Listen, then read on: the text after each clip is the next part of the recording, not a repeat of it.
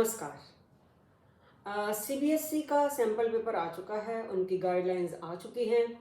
इसका मतलब है कि अब जल्दी ही एग्ज़ाम्स शुरू होने वाले हैं। इसीलिए अब हम शुरू करने जा रहे हैं एक टेस्ट सीरीज़ यानी अभ्यास श्रृंखला। सीबीएसई के सैम्पल पेपर के हिसाब से व्याकरण का सारा भाग वैकल्पिक ही आएगा, इसलिए हम भी उसी तरह अभ्यास करेंगे। मुझे पूरी उम्मीद है कि अगर आप ये पूरी टेस्ट सीरीज अभ्यास श्रृंखला करते हैं तो आप बहुत अच्छे अंक ला सकते हैं। इसी श्रृंखला में आज हम शुरू करने जा रहे हैं समास। इसमें समास से संबंधित कुछ वैकल्पिक प्रश्न हैं। आप कोशिश करें उनका उत्तर देने की, बाद में उनके उत्तर भी दिए गए हैं। चलिए आइए देखते हैं कुछ समास।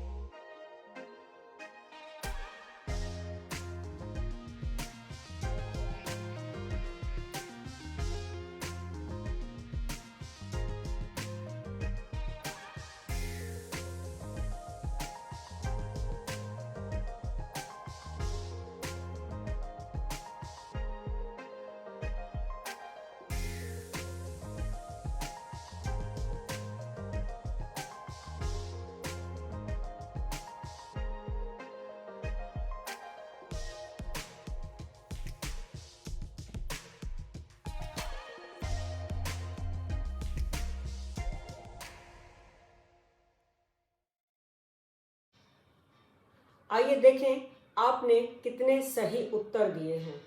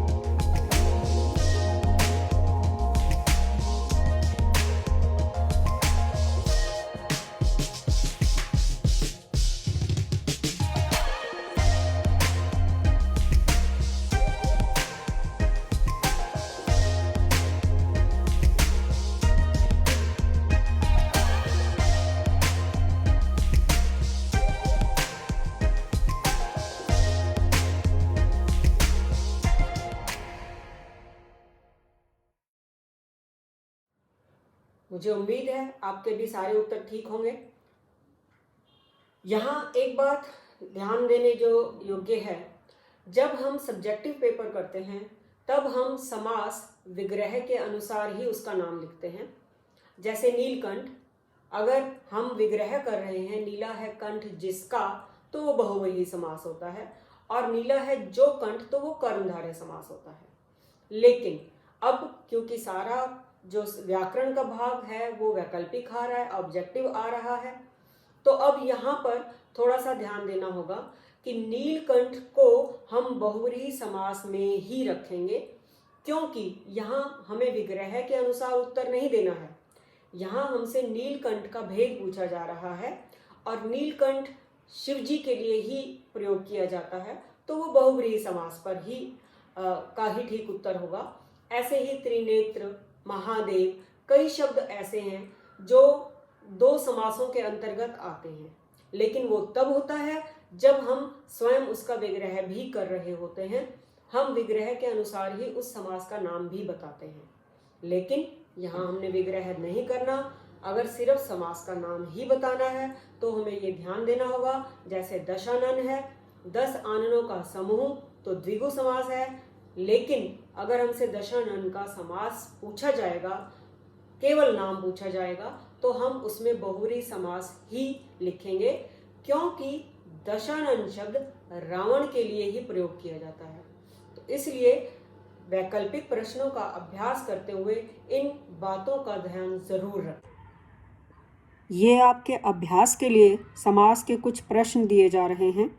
इन्हें करने का प्रयास करें और उत्तर डिस्क्रिप्शन में जाकर देखें।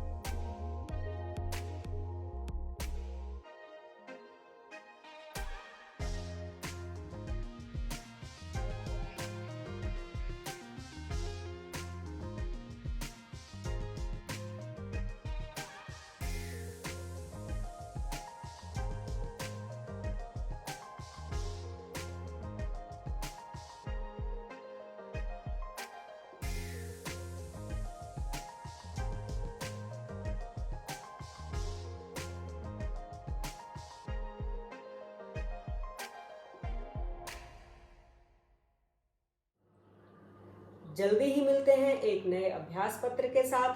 तब तक पढ़ते रहिए, आगे बढ़ते रहिए।